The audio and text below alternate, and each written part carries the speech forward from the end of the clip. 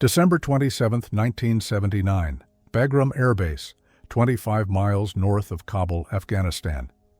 The tarmac hummed with the deafening roar of relentless machinery. Under the harsh glare of floodlights, the massive maws of Antonov and 22 and Ilyushin Il-76 transport planes swung open, vomiting steel and men onto the frozen ground. This was the tip of the spear for the Soviet 40th Army, an intervention force that the Kremlin was certain would be home by spring. Inside the heated command tents, Soviet commanders and their staffs radiated a terrifying confidence. Their logic was cold, mathematical, and, to them, irrefutable. They were the inheritors of the Red Army that had crushed the Wehrmacht. They possessed the largest tank force in history and a tactical air arm that was the envy of the Warsaw Pact. Against them stood a fractured collection of tribal insurgents, illiterate mountaineers armed with Lee Enfield rifles dating back to the First World War and rusted Jezails. But the true source of Soviet arrogance wasn't just the boots on the ground. It hovered above them. Parked in menacing rows on the apron were the Mi-24 Hinds. The NATO reporting name was Hind, but the Soviet pilots called it the crocodile, for its camouflage paint and armored hide. The Mujahideen would soon give it a different name, Shaitan Arba, Satan's chariot. To the Soviet strategic planners in Moscow, the Mi-24 was the ultimate trump card.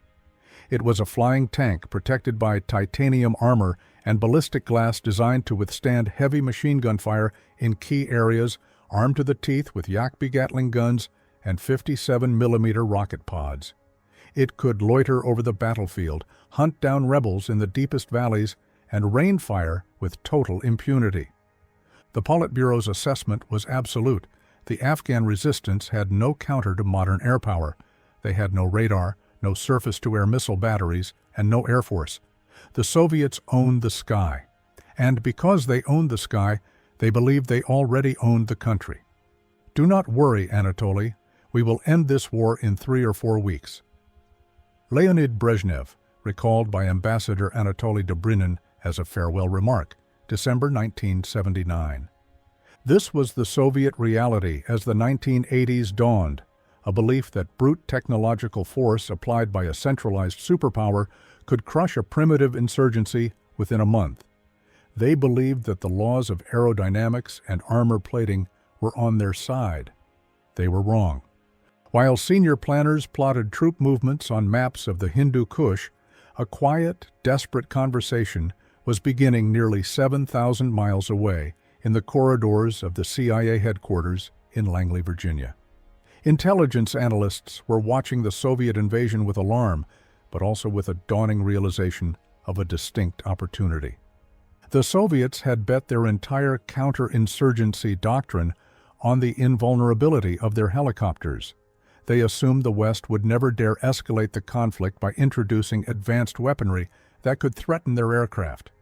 They assumed the rules of the game meant the Mujahideen would be limited to small arms and courage. The thesis of this video is the story of how that assumption became one of the fatal flaws of the Soviet Union's Afghan war. It is the story of how a single shoulder-fired tube, the FIM-92 Stinger, helped dismantle the myth of Soviet military supremacy.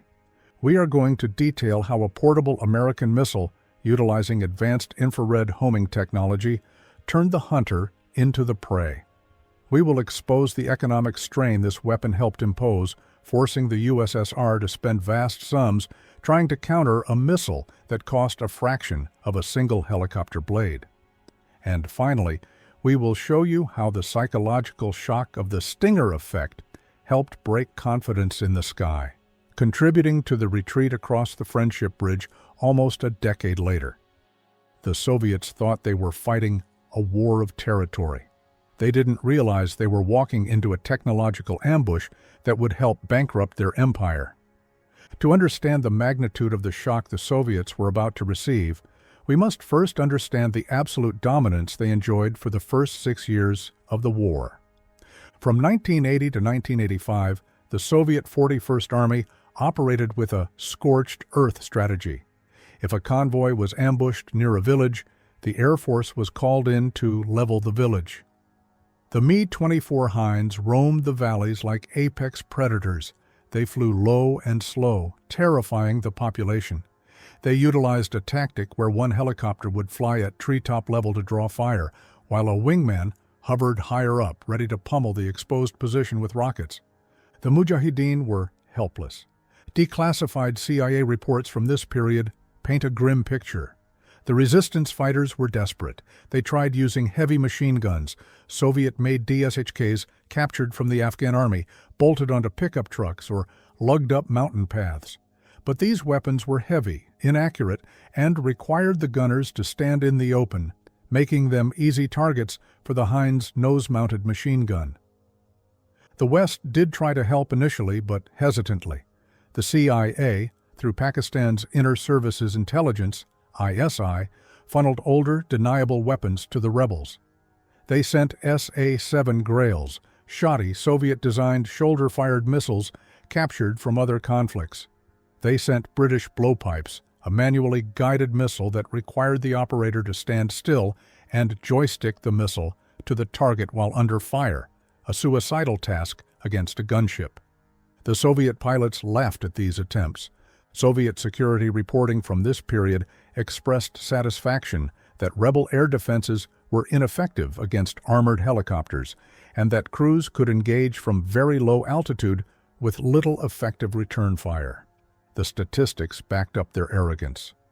By 1985, the Soviets controlled all major cities and highways. They had established a network of fire bases supported by rapid reaction air assault units. The Mujahideen were bleeding out. They were losing the war not on the ground, but from the air. Commanders like Ahmad Shah Massoud, the Lion of Panjshir, were sending frantic messages to their contacts in Pakistan and the West. Without a way to kill the helicopters, the resistance will die. The Soviet strategy was working. They had successfully leveraged their technological advantage to create a hopeless situation for the insurgency. The Kremlin was comfortable. The war was expensive, yes, but manageable. It was a low-intensity conflict that served as a training ground for their officers. But in Washington, the political winds were shifting. The bleeding wound strategy, the idea of giving the Soviets their own Vietnam, was gaining traction. Congressman Charlie Wilson, seeing the devastation in the refugee camps in Peshawar, began pushing for a weapon that would change the rules of engagement. He didn't just want the Mujahideen to survive, he wanted them to kill Russians. The weapon he found was the General Dynamics FIM-92 Stinger. This was not a cast-off weapon. It was the premier man-portable air defense system, MANPADS, in the U.S. arsenal. It was highly classified, expensive, and deadly accurate. Giving it to a loose coalition of fundamentalist rebels was a massive geopolitical risk. It violated every rule of operational security. But by 1986, the decision was made. The game was about to change. The logistics of Operation Cyclone, the code name for the CIA program to arm the Afghan Mujahideen, shifted into overdrive in the spring of 1986. But this wasn't just about shipping crates. It was about transferring a capability that required complex training. In secret camps along the Pakistani border, under the watchful eyes of ISI handlers and covert CIA instructors, bearded tribal warriors were introduced to a weapon that looked like something out of a science fiction movie. The FIM-92 Stinger was a technological marvel compared to the rusted RPGs the rebels were used to. It was heavy, 34 pounds fully loaded, but it contained a microprocessor brain that was generations ahead of Soviet countermeasures. To understand why the Soviets were doomed, you have to look at the engineering. The older missiles the rebels used, like the SA-7, were rear aspect only. They had to chase the hot exhaust of the jet engine. If a pilot turned toward the missile, the heat signature was hidden, and the missile lost lock. Furthermore, Soviet pilots carried magnesium flares, decoys that burned hotter than their engines. When an SA-7 was fired, the pilot popped flares, and the simple infrared seeker would chase the flare, exploding harmlessly away from the aircraft. The Stinger changed this equation. In its Stinger post form, it employed a dual detector seeker, infrared and ultraviolet, paired with processing designed to better reject decoys. Flares produced heat, but their ultraviolet signature and behavior didn't match an aircraft the way an engine plume did. The Stinger could distinguish between the decoy and the target far more often. It was a fire-and-forget weapon. Once the operator heard the high-pitched whine of the lock-on and pulled the trigger, the missile flew itself. It accelerated to Mach 2.2, over 1,600 miles per hour, almost instantly. It had a range of nearly 3 miles and could hit targets at 12,500 feet. The Mi-24 Hind, which usually cruised at around 180 miles per hour, was mathematically incapable of outrunning it. The day the sky fell, September 25, 1986. The theoretical advantage became a terrifying reality on a dusty afternoon outside the Jalalabad airfield. A group of mujahideen, some accounts identifying a leader as an engineer named Ghaffar, hid in the scrub brush near the end of the runway. They had Stinger tubes. That afternoon, a flight of Mi-24 Hinds approached the airfield for a landing. They were flying their standard safe pattern, spiraling down from altitude, confident that they were out of range of small arms fire. They were returning from a mission, bellies empty of rockets, pilots likely thinking about dinner and vodka. Ghaffar raised the heavy tube to his shoulder. He flipped the sights up. He powered the system on. He heard the distinctive cooling gas hiss as it chilled the seeker head. He centered the lead hind in his reticle. The weapon emitted a growling tone. He uncaged the seeker. The growl turned into a sharp, high-pitched scream. Lock. Ghaffar held his breath and squeezed the trigger. Allahu Akbar. A solid fuel launch motor popped the missile out of the tube to a safe distance, preventing the backblast from killing the operator. A split second later, the flight motor ignited. A trail of white smoke scribbled across the Afghan sky. From the cockpit of the lead Hind, there was likely no warning, no radar lock alarm, just a sudden flash. The Stinger slammed into the engine exhaust. The explosion wasn't just shrapnel. The impact of a Mach 2 missile tore through metal and control. The massive machine violently spun out of control and plummeted to the earth, exploding in a fireball. The other pilots panicked. They had never seen a missile move that fast or track that accurately. As they broke formation, scattering in confusion, the Stinger team fired again. In the first insurgent successes with the Stinger near Jalalabad, CIA reporting described 2 helicopters shot down and a third damaged. The message was immediate and brutal. The sky was no longer safe. In less than minutes, a multi-million-dollar patrol had been hit hard by men hiding in the bushes with a weapon that cost roughly $38,000 per unit in the 1980s dollars. Video of the attack was smuggled out to Washington. When President Reagan saw the grainy images of the Hinds falling, it is said that the mood in the Oval Office shifted from cautious optimism to triumph. But in the Soviet command post in Kabul, the mood was one of cold, paralyzing dread. News of the Jalalabad ambush spread through the Soviet 40th Army like a virus. Intelligence reporting after the fact described the chaos that ensued. Soviet pilots, previously the cowboys of the conflict, suddenly refused to fly low-level missions. The Soviet High Command tried to adapt, but the physics were against them. They ordered pilots to fly higher. Orders pushed aircraft to stay above Stinger range, often around 15,000 feet where possible. The result: from that altitude, the unguided rockets and bombs of the Mi-24s and Su-25's Frogfoots lost much of their effect. They couldn't hit rebel convoys or precision targets. The accuracy and usefulness of Soviet air support dropped dramatically. They ordered flare dumps. Pilots were instructed to release flares constantly, not just when under attack. The result? Flare consumption surged, straining supply and maintenance, and the Stinger often ignored them anyway. The Mujahideen, sensing the fear, grew bolder. They began setting up Stinger traps near every major airfield: Kabul, Bagram, Kandahar, Jalalabad. The economic cost began to spiral out of control. It wasn't just the loss of the aircraft. though estimates often cite on the order of hundreds of helicopters and over 100 fixed-wing aircraft lost over the war, with manpads playing a major role. It was the cost of the countermeasures. Every transport plane landing in Kabul now required a dedicated escort of 2 helicopter gunships suppressing the perimeter, burning thousands of gallons of fuel for a simple supply run. The so-called invincible Soviet Air Force had been blunted. The roads belonged to the Mujahideen because the Soviets couldn't reliably protect their convoys from the air. The valleys belonged to the Mujahideen because the Hinds were afraid to go down there.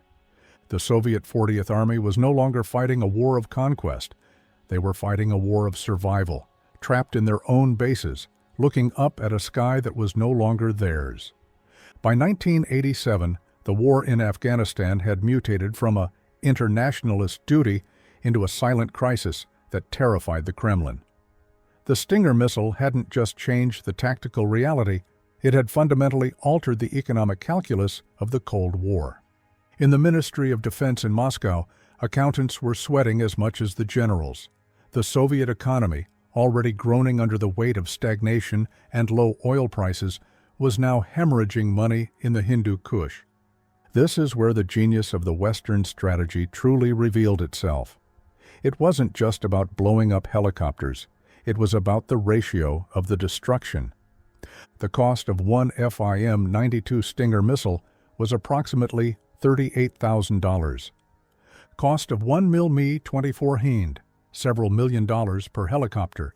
Cost of training 2 pilots and a flight engineer, priceless in terms of time and specialized skill. The Mujahideen, illiterate fighters wearing plastic sandals, were destroying the crown jewels of Soviet aerospace engineering with a weapon that cost less than a luxury car. For every dollar the U.S. spent supplying a missile, the Soviet Union had to spend thousands to replace the aircraft, the crew, and the logistical support. It was an unsustainable burn rate.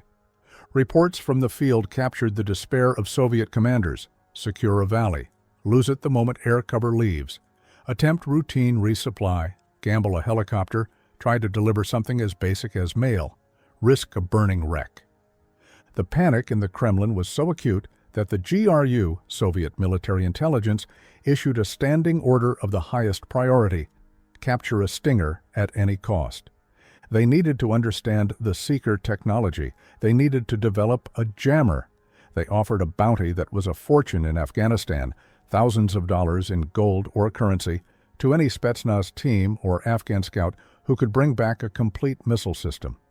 This triggered a shadow war within the war. Spetsnaz units, the elite of the Soviet Special Forces, began launching high-risk ambushes, specifically targeting Mujahideen supply caravans they suspected were carrying Stingers. For months, the Americans held their breath. They knew that if the Soviets reverse-engineered the guidance chip, the advantage would evaporate. There were close calls. In early 1987, Soviet forces finally managed to capture a working Stinger system. It was rushed to Moscow for analysis, but it was too late. The Soviet scientists stripped the weapon down, but the technology gap was too wide to bridge quickly. They couldn't simply copy the microprocessors and mass-produce a countermeasure in time to save the war effort. The magic of the Stinger lay in its complex dual-band logic, something Soviet industry, lagging years behind in computing, struggled to replicate effectively. The capture of the missile was a moral victory, but a strategic failure. Back on the battlefield, the Stinger effect had rendered the Soviet way of war obsolete. Before the Stinger, the Soviets relied on air assault descent tactics.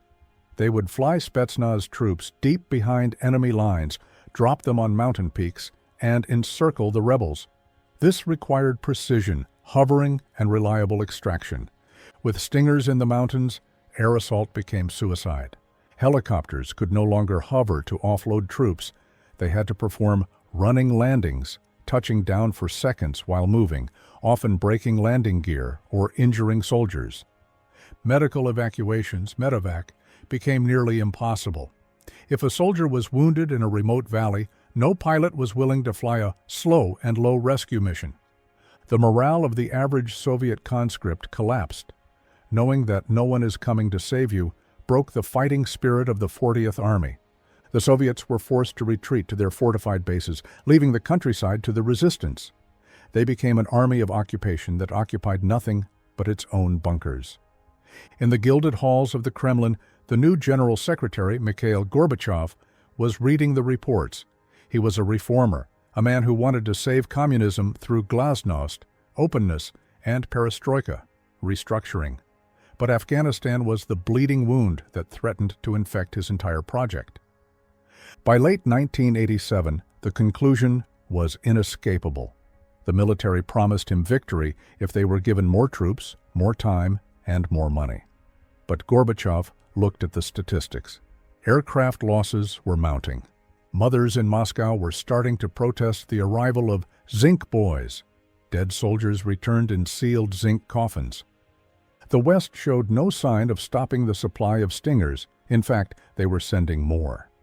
The Stinger had done what sanctions and diplomacy could not. It forced a superpower to admit it had reached the limit of its power. The technological checkmate was complete. The decision was made. The Soviets would not win. They would leave. The withdrawal was not framed as a defeat. Propaganda would call it a fulfillment of international duty, but every soldier on the ground knew the truth. They had been beaten by a missile they couldn't see, fired by men they couldn't catch. February 15, 1989, the Friendship Bridge, Termez, Uzbekistan, SSR. The sky was a piercing cold gray. Below, the Amudarya River flowed sluggishly, marking the border between the Soviet Union and the graveyard of its ambition. On the bridge, a column of BTR-80 armored personnel carriers rumbled north. They were not moving with the aggressive speed of the invasion force that had entered 9 years earlier. They were moving with the weary, grinding pace of survivors. The soldiers riding on top didn't look like conquerors. They looked like men waking up from a long, bad dream. They held their weapons loosely, their eyes fixed on the Soviet shore, desperate to leave the Afghan dust behind. At the very rear of the column, walking alone, was Lieutenant General Boris Gromov, the commander of the 40th Army. He stopped just before the final line. He turned back to look at Afghanistan one last time. It is said he stood there for a long moment, staring into the mist. There were no Mi-24 Hinds circling overhead in a victory formation. The sky was empty. The airspace that the Soviets had claimed as their birthright had been surrendered to the silence of the mountains and to the men hiding in them with Stinger missiles. The official Soviet line was that the withdrawal was a planned strategic realignment.